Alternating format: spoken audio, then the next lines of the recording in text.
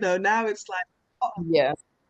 now it's like, oh, okay, the book is out in the world now, it no longer just Hmm. belongs to me, which is also a great thing, but there is a little bit of um yeah, of a sense of like loss there as well. But overall, I'm really happy for it to be out in the world and, for people to engage with the work.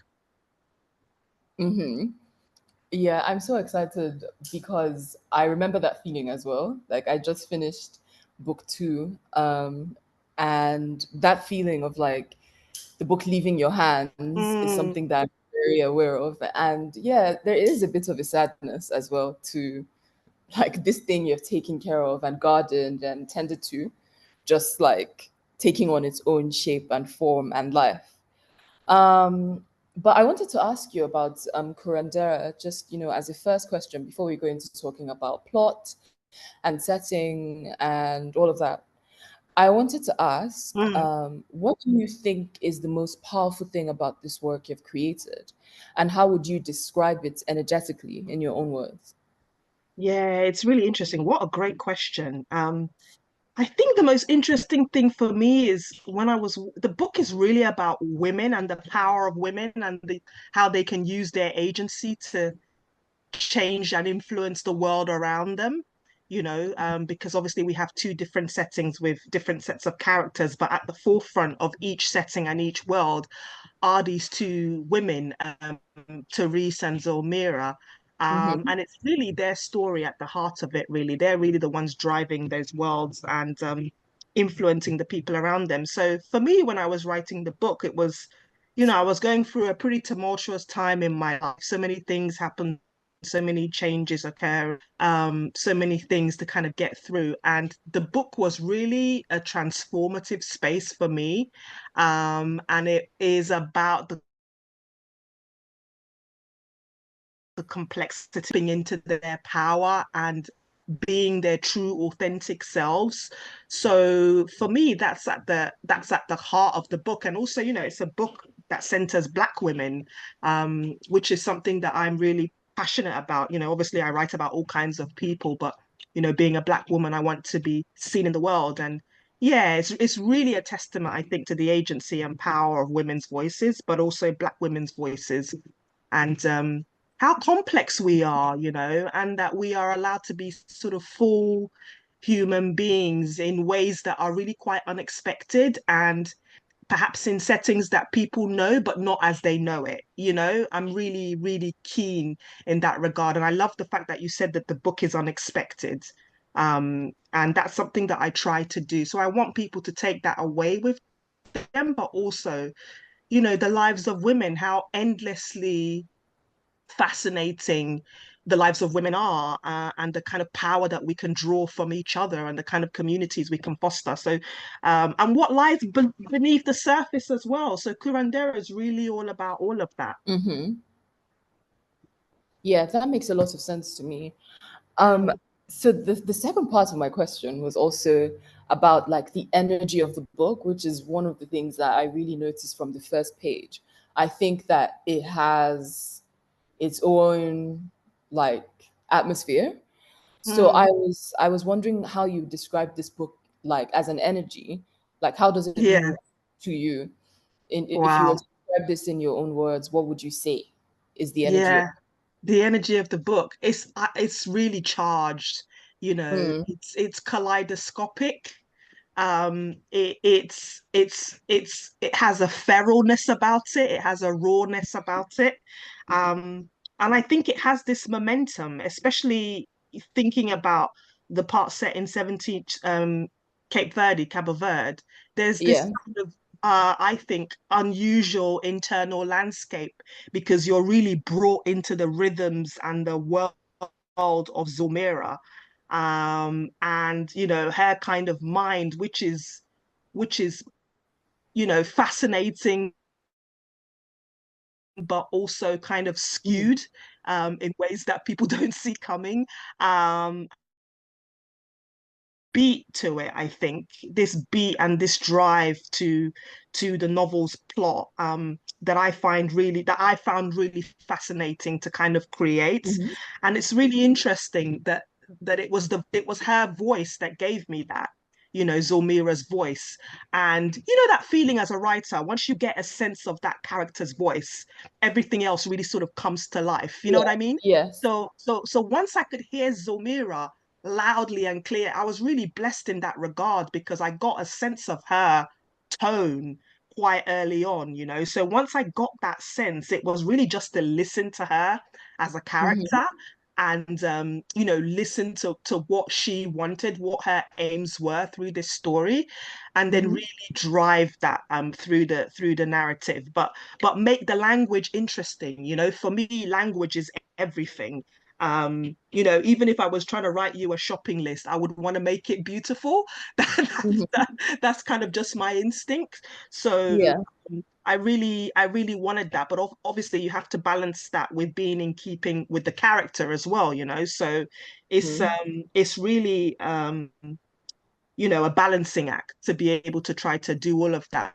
But I'm so glad that you felt that way, that you felt that the book has its own kind of energy because yeah, I really worked hard at creating that. So that means a lot. And because it has its, I guess, that specific energy, it creates a particular atmosphere to the Hmm. book, Yeah. you know, that I think is you know, it's almost claustrophobic, you know, that setting in that homestead with Zulmira, you know, and the characters in that world, because you feel constantly like something is about to happen on the prefaces. You know, you're not quite sure what it is, but you know, that feeling of things bubbling beneath the surface and steadily the tension grows and grows and grows, you know. So that's really what I wanted to create with the book. Yeah. That really came across, that's for sure. I also really loved what you said about like once the character's voice comes through, so much more about like how the book is shaped and how the book will travel, like becomes clear, and it Yeah. also becomes way less, I don't know, like scary, and it Mm, takes shape. So yeah. my next two questions are actually about structure and sequencing, and Mm, then the second question is about process and references. But before mm, that, I was wondering whether you feel comfortable just reading a 5 minute excerpt yeah, from of the course. novel, just for Yeah. anyone who would like to hear the tone. Yeah, of course. Okay. So yeah, I'll read from the opening of the book just so people can get a sense of tone. So this is chapter one, and here we meet Zulmira, our main protagonist in Gethsemane, which is a town, an imagined town in Cabo Verde, West Africa, 17th century. All pregnant, five of us glimmer on the snaky path toward the low cacophony of the humming creek. Dusky goddesses breach through buried carcasses. We hear gifts turning in the ground's crevices. Barefoot, we sing to Oni, clutching one bone each. Lengthy red beads knock against our chests. The insides of rounded stomachs jostle with the rhythms of parched entities. White markings on our foreheads fade to confuse the forest traffic. Inky trickles slither from our braided crowns down craned necks. Our nipples are pert against the morning. Behind us, the mountains of Gethsemane loom. A slow mist unfurls to reveal crooked homesteads in its folds, waiting to be shed in a purging between orbs of fire and a fog that will blind the fishermen, that will catch them in their own nets while the sea's creatures buck against the holes in the boats, sharing one eye as their wives lose their bottom halves in fevered dreams. We sing, the mountains bruised and magisterial in their morning stupor absorb our voices, sprawling peaks and troughs dimpled with dew. White cloths wrapped around our waists feel loose on sweat-glazed skin, rustling against our thighs. The hems trailing behind us are pale, movable dawns. We ask our reflections to wait patiently for us in the water, tell floating lilies to be soft landing pads for a small reckoning. We ask the light bending to allow our internal bleedings to leak through our nipples into its axis points. We call Oni to build the golden arch marked with her fingerprints, so traces of peyote beneath our tongues will know their inheritance. We dance, we chant, Hollering abandons our mouths to chase a fleet-footed spirit, marking areas for reinventions between trembling trees. At the bank, we scoop translucent sap from conspiratorial trees. The sky is starting to blush blue. The creek's seductive language threatens to break liquid confines. We call Oni by her name, walk into the water, form a ring. The water rises, its cold temperature cocooning weeds, grazing our feet in the murky depths below. We raise our heads to the heavens as the sky rattles, just as one of us confesses to carrying a fetus that fell from a mountain. One by one we speak. One of us proclaims that she has been plagued by locusts wielding a strain of fever, scuttling through her bloodstream, hundreds of them gathering in her stomach, digging thin, sharp legs into the lining. Their fluttering ringing so loudly she can hear it while she breathes, as they scale her insides, desperate for an exit. Another has a stained black burial lace dress curling and twitching on a bough, trying to claim her organs to build its own body, causing her to wake some morning, seeing her gauzy organs inching their way towards the dawn, a retracting lung following a misshaping heart, trailing a shrunken kidney, while the dress creases in anticipation, her stomach full of a winding lace horizon. Another is pregnant with a mermaid's large, bright orange tail, flapping, bending, pulsing in her womb, scattering shimmering scales until her tongue is stained silver. I do not confess. The amalgamation of 100 hatchings ring in my bloodstream as it heats. Spots of gold appear in my peripheral vision. An echo with the stealth of smoke passes through my eardrums. The gaps between the trees have cloud instruments fragmenting. The volume of our voices increases in a future spring. We hold our bones up to the sky. Grooves appear on the bank.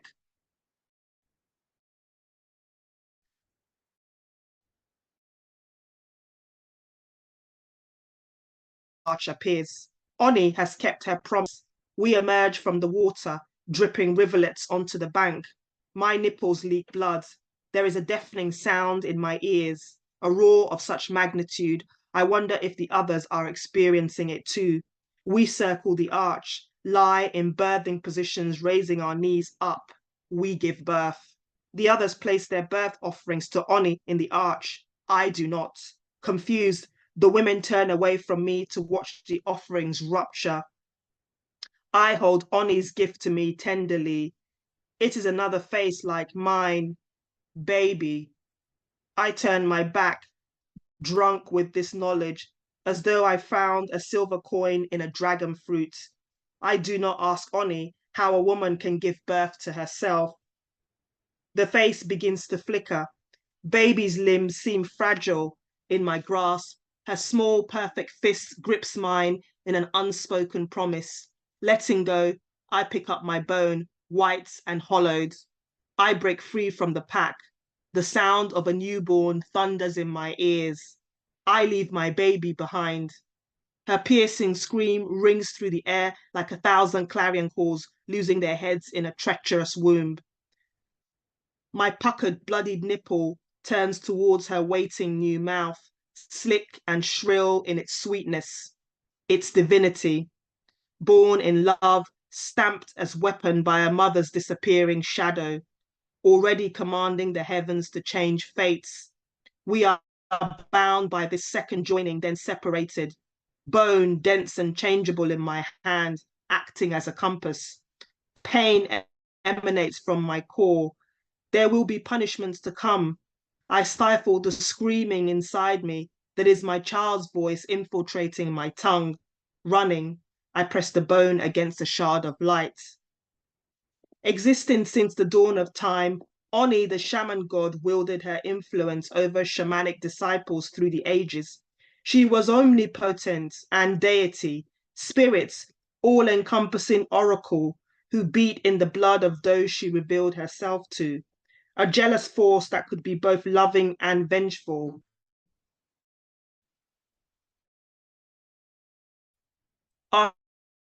After all, one strengths of religious figureheads, one which man had chosen to worship, only multiplied in power and depth. Oni instructed the seas and the heavens from her spiritual realm. She disrupted the gods that mere mortals had created with a brutal hand and fiendish inclinations, creating portals for her shamanic travelers of all forms to move through time. Therefore, dog heart could masquerade as a rare plant growing in the wild grounds of an ancient Iranian palace garden, keeping an eye on proceedings, dismantling coups. Birdbeak could double as blade for a Japanese samurai to end his life honorably, to stop two warring regions in the north. Those who touched a statue of Mary in a Roman square absorbed a rare fungal bacterium which closed their throats, cut war. It was Oni who gathered his ashes, giving him a new existence as a teacher in a floating monastery in the Himalayas. Oni could turn sins into acts of love, make deep betrayal seem like a mercy. She could extend the possibilities of our wildest imaginings, bridging the intersections of science and spirituality. Her power was to be embraced, revered, feared. Time could stretch, warp, and bend in her hands. She could place a shaman in one era and its shadow in another, its tongue as messenger, mimicking a Goshawk's flight, scaling tumultuous skies. Nightmarish visions morphed into companions. A birth became a passage through orbits and multiverses. And so shamanic disciples were spawned, tumbling through the ripples in time with secret instructions existing under the guise of ordinary lives. I'll stop there.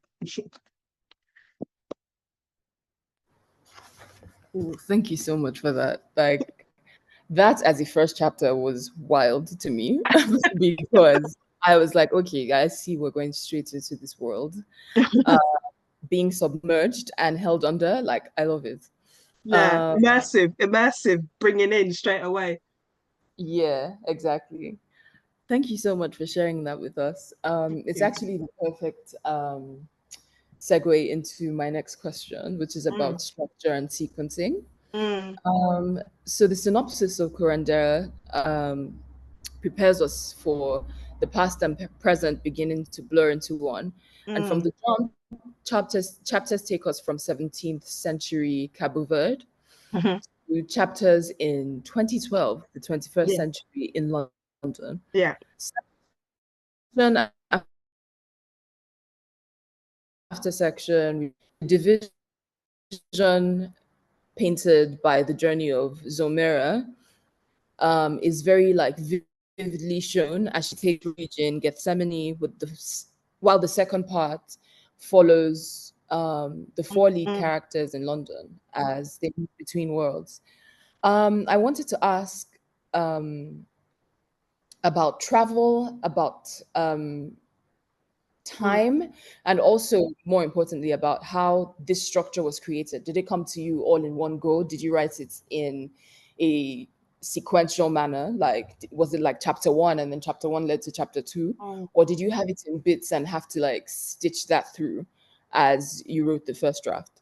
yeah, that's a really, really good question. Well, firstly, about travel, let me speak to that and say that time and travel, actually, that the idea of time not being linear and not necessarily writing things in a linear fashion has always interested me. Mm-hmm. Dropping people right in the middle, right in the center of a story almost, or right in the center of a world, so that you Mm-hmm. actually just hit the ground running and you have to be immediately invested. So that Mm-hmm. was the first thing in terms of the opening chapter, and kind of really setting up that world for the reader. And then I guess I could say that, like I said, really it was having a sense of both Zulmira and Therese's intentions, what my intentions were for them as characters, but Mm-hmm. also what they revealed to me as characters. So, you know, with Therese, it was really she's like a mirror of of Zulmira, kind of like a modern day reflection of her in a way. And what I think happens in the novel is the shaman god, Hmm.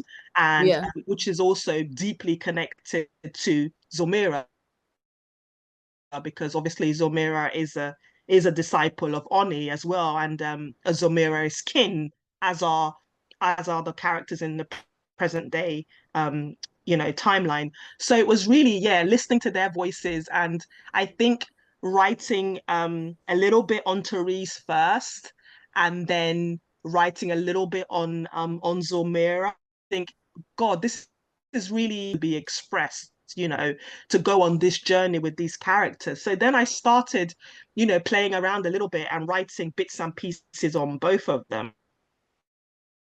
Hmm. And then once I got that sense of those two as characters, really, then it was about building Yeah. the world around them, the worlds around them, should I say. And, the section in Cabo Verde, it was so vivid to me. I'm really grateful because that world, it really was just like kind of being in the space and going on a journey and having things revealed. It Yeah. was like I knew that time. That's the only way I can explain it. You know what I mean? It's like Yeah. being in this space where, and I feel like that actually writing historical fiction. I felt like that with Butterfly Fish as well when I was writing about Benin, the Benin Kingdom, and Hmm. reimagining the Benin Kingdom. There was Hmm. something, because that's where my family are from. So there was something almost ancestral speaking to me when I was working on that section of the book, and it felt a similar way with Curandera, Hmm. writing about Cabo Verde, because I had visited Cabo Verde in my 20s. Yeah, I was going to ask about that actually. That was yeah, something that fascinated me. I yeah, was curious about why that was a core setting in the book. yeah, because so I visited Cape Verde in my 20s, and at the time it was really quite, it wasn't really that well known as a destination, and Hmm. I love the fact that this was Africa, but it really confirmed to me how unique each country in Africa is, and Hmm. and how it was so different from Nigeria. I mean, I love Nigeria. I'm a Niger girl, and Nigeria is so vibrant and atmospheric and just so full of life. It's just full of color, with Cape Verde, it was really different because it was so chilled, but the natural world really appealed to me, and the kind of slow way people take things was very, very interesting. So I was very, very struck by my time there. And I remember thinking, God, wouldn't it be great to set a novel here?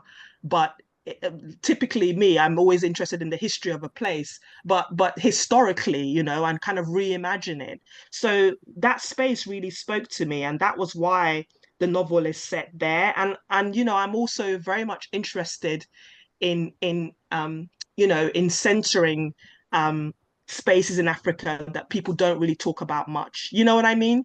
So Yeah, I so do. that yeah, so that was why it was Cabo Verde as the setting. Because I'd visited there, and I visited there again when I was researching the novel, and it just felt right, to set it there. And in terms of the sequencing, yeah, so after I had played around with both of those voices, and it felt like, okay, those voices really spoke to me, and I wanted them to be in tandem. I Mhm. wanted them to be almost, intrinsically connected, both on a superficial level, but on a subliminal level as well. So Yeah, that even when you are reading Teresic sections, there are motifs that are spilling over from the other timeline. There are rhythms that are slowly infiltrating the modern timeline, and you see that happen more and more, almost like they're two sides of the same person. So that's why the book is written in the way that it is. You have that kind of sequencing with the past and then the present, then the past, then the present. You know what I mean? So it's, they're almost as one, basically. Um, yeah, and you can't kind of learn about Therese's journey without referring to Zulmira and vice versa. You know what I mean? Or understanding Therese's hunger without looking at Zulmira's utterly encompassing desires Hmm. that sort of take over her while she's in Cabo Verde. And as in every sense, complicated motherhood, lustfulness, revenge, loneliness, and what that can make somebody do. So for me, it is just like this really complex brew, centering these characters, but making sure that they're connected both on an obvious level, but on an Yeah, intrinsic level as well. So that's the reason for the way the it book is does make shaped, if sense. that Yeah, makes and thank you so sense. much for such a detailed answer, because I think Mm, it really answered the question I had, and also the sense I got that in this book, time isn't a line; it's mm, actually more like a circle. yeah. So yeah, I really loved what you said about these two characters being mirrors of each other, and sort of like reflecting themselves back to one another. Uh, Mm. I realized that while reading parts of this book, it reminded me, just even like conceptually, of Helen Oyemi's The Opposite House. I don't know if you've read Oh, that. I've never Uh, read it, but obviously Helen is a very well celebrated author, Nigerian author who does really interesting things.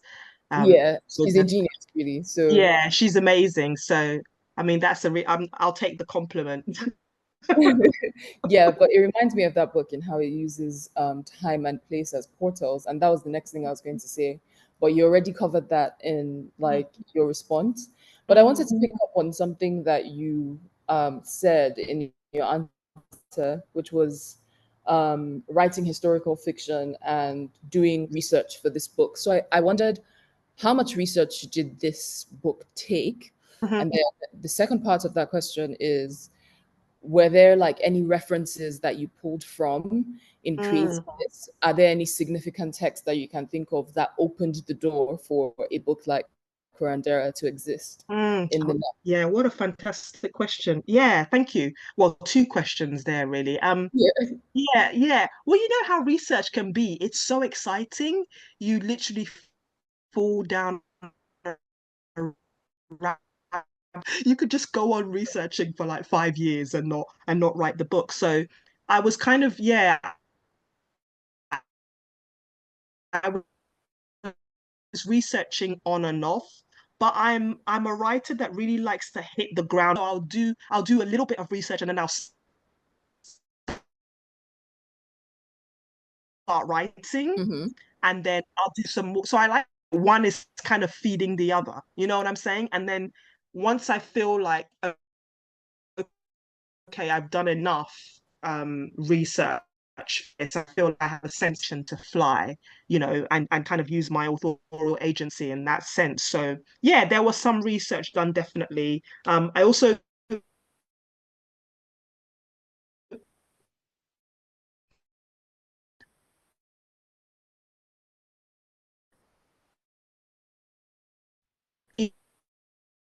you know, so Yeah.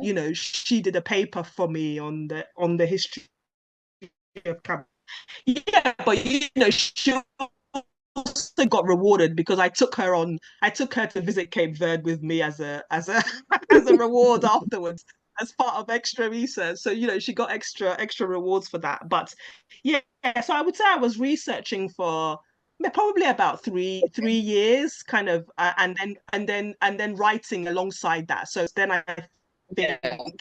then I think you're not doing that thing of falling into that trap where you're just researching and then you're panicking about not writing, because that can also happen where you fall into that rabbit hole of like, I'm doing this ring, and you know what I mean. So Mhm. for me, the way to kind of mitigate that is to, as soon as I get a sense of what I really want, start writing, which I did, and then keep doing the researching for a bit. And then once I got in, I felt like I had enough understanding. That was enough for me to kind of, yeah, just put the research aside, but refer to it when I needed to. You know what I mean? Yeah. Um, there were things I researched, alongside the way, African and indigenous spiritual beliefs and practices, looking at Inuit history, so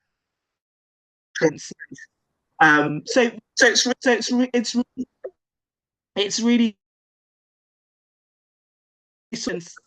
in terms of its references. Hmm. There was centering kind of community, a lot of communities that people often don't see reference that much in Yeah. fiction. But also like, yeah, really wanting to honor those communities respectfully as well. Hmm. So I think, yeah, you got to do the work, as as a writer. You got to put in that effort so that you know what you're talking about, but you don't necessarily want the book to sound like a research paper. Do you know what I mean? Of course. um Yeah.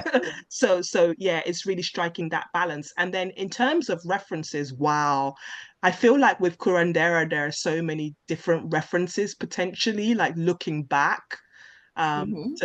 to writers that I really feel like I got permission from. Um, Yeah. I'm thinking of people like Octavia Butler, uh, Yeah. with her book Wild Seed, and just, I mean, that book is just crazy. But just her work generally is amazing. I'm thinking of Toni Morrison, Hmm. the mother who we all love, and some of the books that she's produced, and ways that she plays with language as well. So that was a reference. But I'm thinking of Amos Tutuola's The Palm Wine Drinkard, Yeah. incredible book, which I feel is a bit of a gem, a kind of hidden gem, about this man who follows his palm wine tapster into the spirit world. And Yeah. it's by a Nigerian writer, written in the 50s, I think it was. Am I wrong? Yeah. 50s? And it's absolutely a brilliant, unique, singular work, you know. Hmm. Um, so I'm thinking of that, and I'm thinking of the not so obvious choices as well, in terms of just the power of their voices. Buchi Emecheta, who I really love, her writing Yeah. is nothing like mine, but I think her female characterizations are amazing, you know. Hmm. So thinking about her work, and they're just so there's loads. I could go on. Margaret Atwood as well, I think is really interesting, in terms of some of the stuff that she's done. Um, yeah, lots and lots and lots of references. But Yeah. I think that's a good amount for now. And then who else do I mean, obviously, yeah, there's so many great contemporary voices as well. That it's that I kind of nod to and think, oh, I really like what you're doing. You know what I mean? So even if I'm not directly drawing from them, I'm kind of like inspired by what they've done in the space. Your work, for example, I absolutely loved Vagabonds. What a phenomenal book. Thank What you a so phenomenal book. And I can't wait for the next one, actually. So you have to let me know. I Yeah. think you just mentioned that you finished the next one. So Yeah. I'm waiting and ready and super excited. But I'm also a huge fan of like women artists, you know. Hmm. And obviously you do that, you're sort of cross-disciplinary, aren't you? And Yeah. that's super incredible because you can just draw from multiple mediums. And it's kind of crazy how people can be talented like that in multiple mediums. It's kind of like, wow, you really got the blessings, to be able to like move between, but it's phenomenal and it's really inspiring, So I really, really love what you do. I really like what Chikozia Bioma does as well. Um, Hmm. I love The Fisherman. I thought it was a really special novel. And I like, he's quite a young writer, Yeah. much like yourself, and just I'm kind of really blown away by what he's done in the space. And of course, I forgot to mention one of the greatest, Chinua Achebe. Oh yeah, I just absolutely love, love, love his books. Things Fall Apart, in my humble opinion, is one of the greatest books ever, ever. I Um, agree. and I just think what he did with that work is it's just it's unparalleled. That book is something else. And yeah, it's a book I return to every couple of years, and every time I feel like I discover something new about it. You know what I mean? Um, Yeah, I in think the best books are like that. Yeah, that they reveal things to you whenever Yeah, you pick them up, and they kind of nourish you in a particular way. So yeah, lots of references there, all very, very different. I also really like horror writer Shirley Jackson. Um, oh, I love Shirley Jackson. yeah, she's amazing. I absolutely love her writing. So, yeah, I mean, there's Daphne du Maurier. The list could go on really, in terms of the works to reference and draw from. But I think that's a good selection to give you an idea. Yeah, I was like, as you were talking, I just remembered The Lottery, Oh, it's a which great short story. Yeah, yeah, yeah, it's one of the best short stories ever written, and I think Shirley Jackson was, somewhere surreal when she wrote yeah, that. And I absolutely. think that book has such a great like visual Mm, imprint. Like it has the ability to kind of imprint on you visually so that you're not just reading it and you don't just remember like what the tone was like, but you also remember it like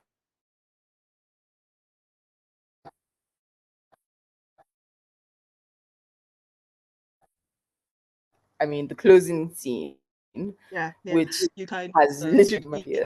yeah, it kind of stays in the body, It I really think.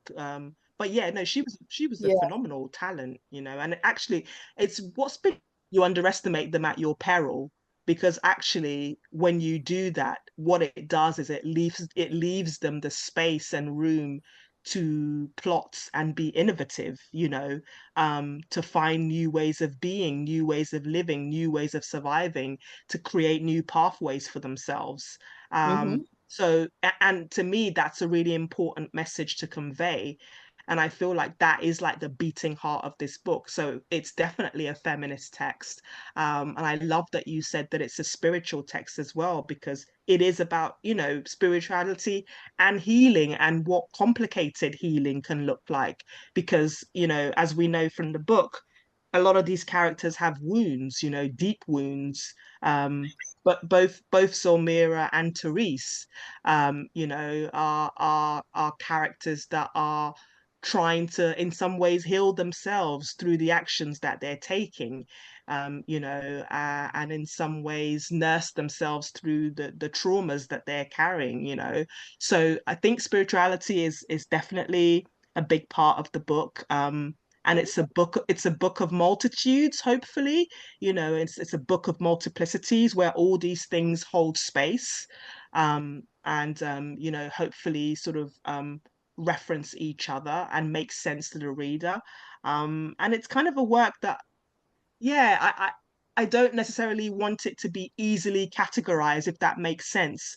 So you know what I mean? Because in some ways that kind of makes it more interesting to me, works that aren't easily defined. Do you know what I Yeah. mean? I Um, don't think your work could be easily defined if it tried. that's really nice to hear. But you know what I mean? That a book can be several things at once.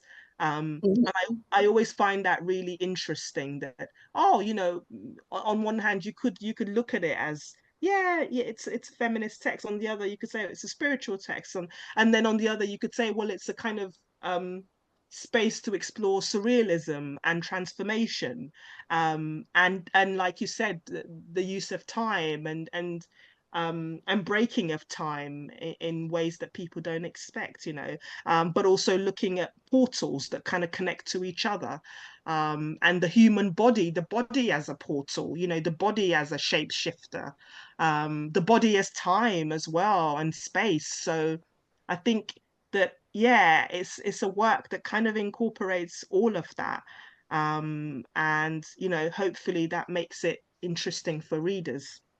Mm-hmm. Yeah, I think anyone who hasn't read this book should absolutely find it and experience it for themselves, because it's quite hard to describe what the experience of it is like.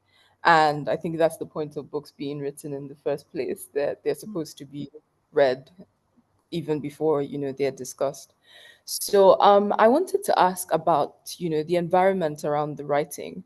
So Mm, we've talked a bit about the process of writing it, the text itself, and mm. what it was. Oh, by the way, when you were talking earlier, I thought about the salt eaters.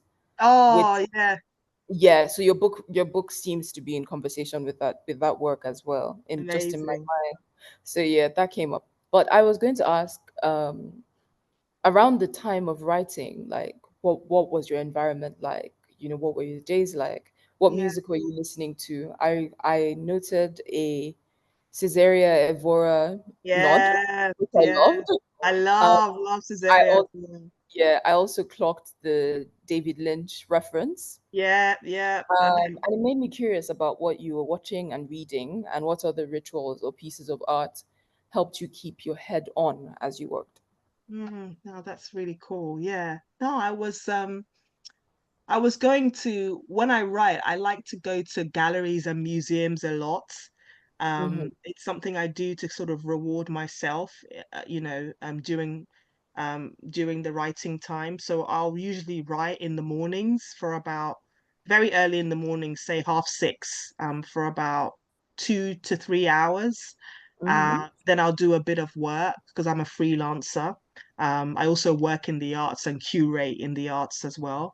And then, as a kind of reward, I might go to like to see a play or to see a gallery or, a museum to kind of experience art, especially women's art, which I find very, very, inspiring and exciting. So at the time, I was kind of looking at art from people like Lynette Adam Boyake, Yeah, Zanella Mohele, the South yeah, African artist who's phenomenal.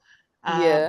Paula Rigo, a wonderful friend of mine actually introduced me to Paula Rigo's work, and I was like, wow, the way this artist captured the body, especially the female form, just this realistic, full-bodied, complex portraits. It blew my mind. So looking at her work as well, and many others. And very often, what I like to do is, buy the books of the showings because you can get the books as well from the galleries. So you take it home with you like a kind of Hmm. memento, and then you can look at the works in the books, and read essays about the work. So it's just like this feeding, you know what I mean? That Yeah. continues, which I really love. I'm also a massive, massive film buff. I'm really into cinema, especially like world cinema and independent cinema, because I feel like, I mean, I watch everything, but I feel like world cinema and independent cinema do really interesting things. So, obviously I referenced David Lynch, but I love the work of like Spike Lee, who I also am really interested in. And, you know, uh, I'm really into like Korean cinema and Japanese cinema, because they're kind of the filmmaking is absolutely wildly brilliant. Um, Hmm. so I really really love that kind of stuff because yeah, again, it sort of feeds the imagination and theater as well. I'm a big like fringe theater fan, Hmm. because again, you're going to see voices that are quite radical. um Yeah. I remember years ago going to Edinburgh Fringe, and that was like, wow, that was crazy. Some of the stuff I saw, I was just like, what am I, just absolutely bonkers experimental shows. And I was like, what planet have these people come from? But I love the energy of that. I love that they were given space to play, you know what I mean?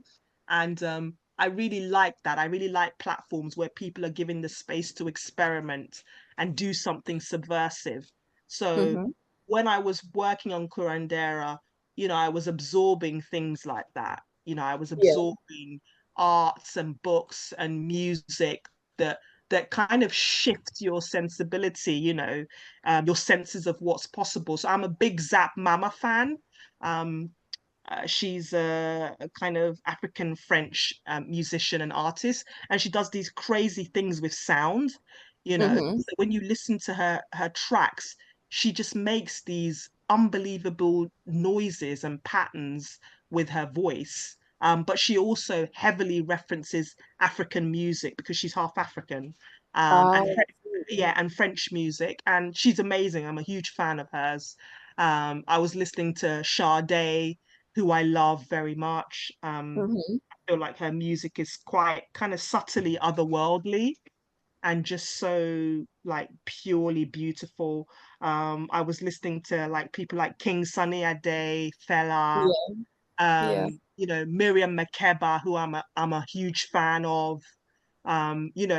Some of Miriam's collaborations as well with other artists. So, listening to funk, soul, I'm a massive hip hop head as well.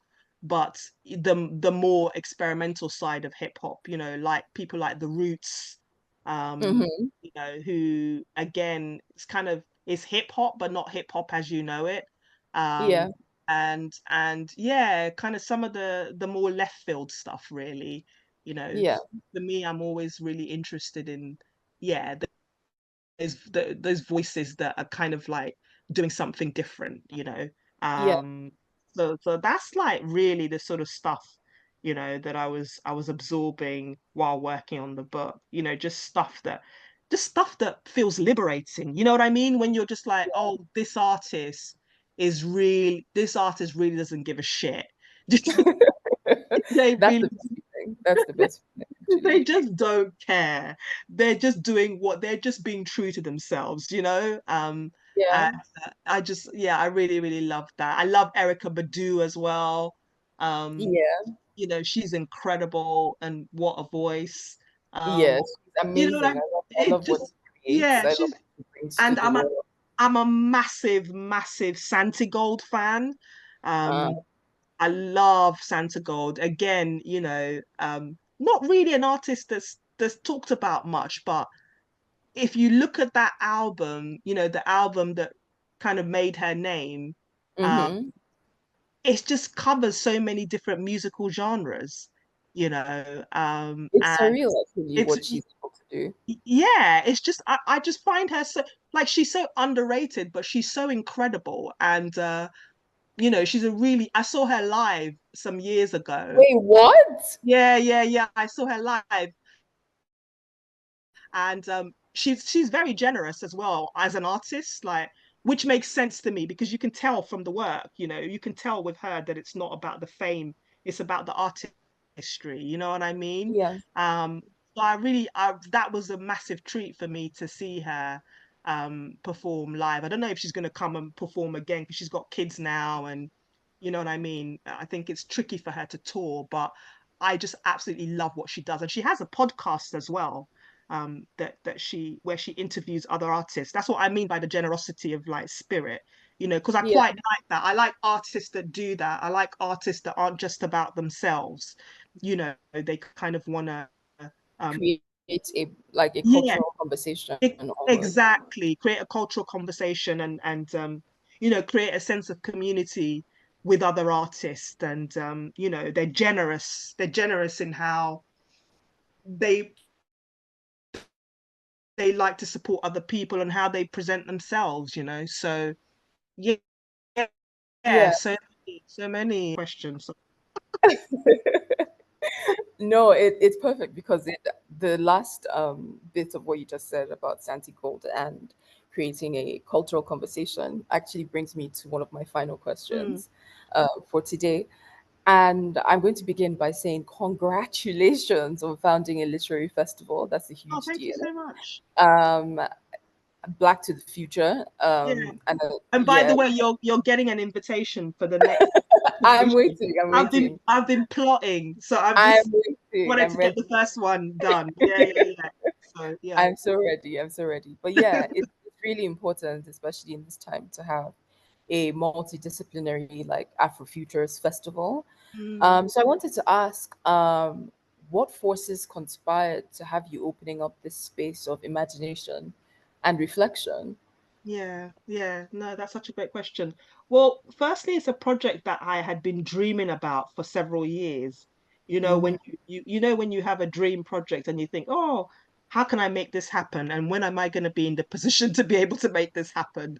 So Yeah. I was kind of like, nursing that dream for a while. And I'd been having conversations with Sarah Ville, who was the producer for the first run of the festival, for Mm-hmm. a while when she was at Clean Prose. And initially it was going to be like a weekend takeover, but then we were supposed to have it during the pandemic, but then the pandemic happened and, everywhere shut down, we couldn't do it. But in some ways that was a good thing because it then became even more fully formed the more conversations we had. Mm-hmm. It then became this idea of a festival, which was really ambitious actually. Mm-hmm. And we'd been, having some conversations and sort of feeling venues out for who might want to support it. And we're very, very lucky to get, the RSL on board, the British Library, Spotify, and some other, brilliant partners, Christie's Auction House. All these people, organizations came on board. And for me, it was really interesting because obviously the original idea and ethos around Afrofuturism is the intersection of science and technology, telling Black stories through that lens. Yeah. But what I was really keen to do was to expand it, looking at both the past, present, and the future, but across disciplines, because Yeah. I think there's a bigger conversation to be had, and I don't think we should limit that, in terms of framing it. So I just wanted to open it up, and also, there are so many amazing Black artists doing so many incredible things, and that people aren't really aware of. And it's like, wow, how can you not be aware of this person? Yeah. So for me, it's like an opportunity. It's a bit like a kid in a candy store to be able to like platform them and center them, Yeah. so we had some great people involved, both established names and emerging voices. We had Terence Nance, who's an amazing director, um, Yeah. you know, collaborated with Solange, Andre 3000. Represent. Yeah, Yeah. he's phenomenal, both as a director and a musician. And he was interviewed by Hannah Hutchins Georgiou, who's a brilliant, brilliant, exciting voice here in the UK. We had Adjoa Ando from Bridgerton. Um, Yeah. yeah, interviewed by Calla Singleton, who's, I think, the first Black woman sci-fi editor at one of the big publishing imprints. So again, that was a really nice conversation. We had circus stuff programmed, writers, filmmakers, musicians, Yeah. just really I kind see of, that you had CJ Obasi there as well, and yeah, Cynthia CJ's great. Jackson. Yeah. Yeah, I was so happy, so, so happy because I'd interviewed CJ a couple of years ago actually. And Mm-hmm. when I saw that Mami Wata was coming out, we jumped at the opportunity. So that was one of our big screenings, Ah, I the see. festival. Yeah, to kind of screen Mami Wata, and interview him. And this was before the kind of Oscar buzz, around him being that film being, the film nominated for Yeah. Nigeria's Oscar contention. So it was just before that. And we knew that, he's such an exciting voice, isn't it? Such an exciting eye. Yeah. So it's really a pleasure to be able to, yeah, to kind of celebrate that and interview him. But that, yeah, there were so many voices, and it's for me, it's been really lovely to kind of reflect back on it and think about what the next iteration of the festival will look like, because the festival is every 2 years. Oh, I see. Um, Okay. yeah, because that also gives me a chance to, do some other things as well as plot for the next version of it, So we wanna keep it exciting and dynamic. And yeah, already thinking about names for 2026, including yourself. So, you'll be hearing from me in time, in that regard. But yeah, it's super Yeah. exciting to have this space, and it was just really lovely to see, to kind of build a sense of community with it as well. I think that's been a really lovely thing to, to have people connect to each other. Mm-hmm. To see the audiences enjoying it. Yeah, that's been so lovely. So hopefully more to come in that regard. Oh gosh, I can't wait. Congratulations again and again and again. Thank you. Um, I have a final question, Yeah. just to bring it back to the writing and your work. Mm. I wanted to ask if this alternate mode of cultural production Mm. has brought about a shift to you and your writing. Wow, fascinating question. It's really interesting. Um, because I feel like I've kind of been operating on the fringes for a long time, Hmm. and it's kind of how I know how to operate, if that makes sense.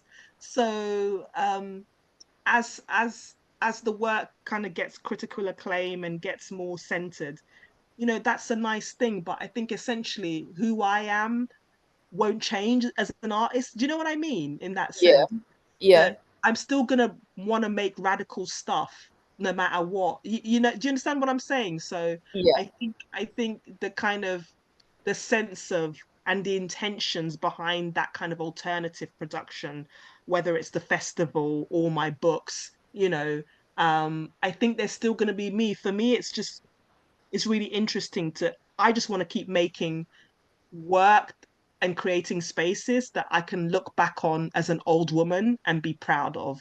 You know what I yeah, mean? And feel like, oh, for me, I'm always producing for the younger Irenosen, if that makes sense.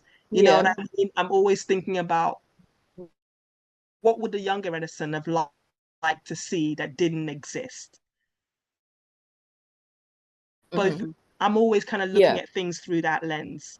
And So all of it is tied back to creation. yeah, yeah, absolutely. Yeah. Absolutely. And I think it should be, I think it should be. And not just, thinking about creation for me, but like I said, thinking about creation for other girls and other women and other young Yeah. black girls who like us love the alternative space, Yeah. but perhaps they don't feel like they've been given permission, but they might, they'll pick up Vagabonds and go, wow, what a writer. And this writer is doing something completely different. And you know what? The fact that they've done this has given me permission now to be able to Mhm. think that I could do something in a space. Like, you know what I mean? Because Yeah. I think you have to feel seen and you have to have those references to feel like you can do it, you know. Yeah. Otherwise it's so lonely. I mean, it's lonely anyway. But Hmm. when you have those references or those cultural ancestors, it gives you so much courage. Somebody that I haven't mentioned is June Jordan, the the queer Black American poet and thinker who I draw so much inspiration from because Yeah, because she's not just a writer, she's an organizer as well. oh my God, she was an organizer, she was an activist before that term was even really coined. Yeah. She was somebody who cared and looked after and thought about queer communities and women and Black voices. Just the way that she lived her life as an artist. I just have so much respect for that, you know. Hmm. And I think, it's not just about what you produce, it's how you move through the world and how you treat people, you know. Exactly. That to me is just as important. You could be a great writer, but if you're a terrible person, that's not a legacy to leave behind as far as I'm concerned. Yeah. So I'm always thinking about that, and I'm always thinking about, how can I make the space more accessible for other people like me, Yeah. or other voices who are just different, and they want to feel seen and they want to thrive and they want to know how they can do that. Without, you may not get the mainstream support. I'm lucky that I have now, because obviously Curandera is published by Hachette and Nudibranch was published by Hachette, but the first two books were published by independent presses, you know. Mm.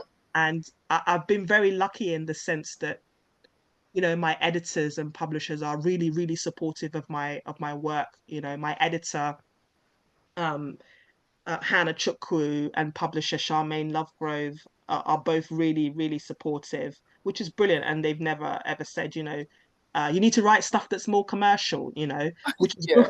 which is great. And my agent Jessica Bullock is amazing, amazing, amazing. I think she's your agent Yeah. as well. She's Yeah, phenomenal. Jessica is a star. She is Jessica. she's a badass, like she is a badass and just a pro. So and my first agent Elise Dillsworth was really good as well. Oh, So I know Elise. yeah, so I think in that sense, you kind of have to have your champions around you, and I think, yeah, that you need those people to kind of help galvanize you along the way. It's really, really important. So I'm lucky in that sense. But yeah, it's about, creating a good legacy, treating people well. Obviously, you can't help everybody. There is that pressure too, and that's hard, but given what you can do within the remits of what you're capable of. Um, Yeah. for me, it's yeah, extending, opening up the space is really, really important, and yeah, just leaving works behind that, hopefully can have some kind of impact, Yeah. for alternative voices or people in the future. That's really the goal. Yeah. Yeah. Thank you so much for speaking to me. Thank you so much. That was a beautiful conversation. It really was. It really was. It's always a pleasure to speak with you.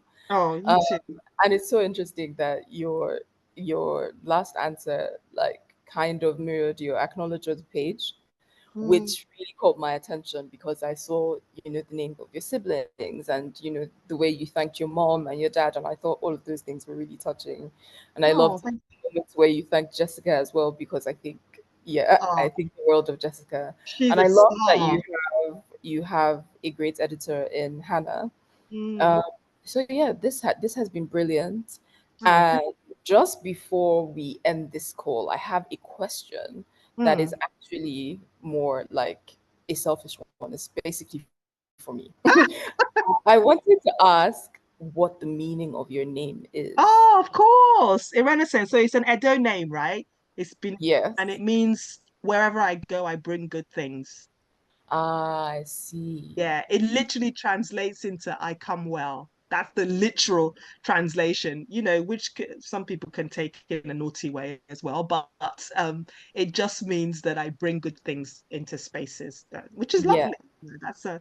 That's a name to try to live up to, right? Yeah, So exactly. Okay. Thank you so much for your time, and I hope you have huge a great thanks, rest of the Eloghosa. day. Thank you. You too. Amazing.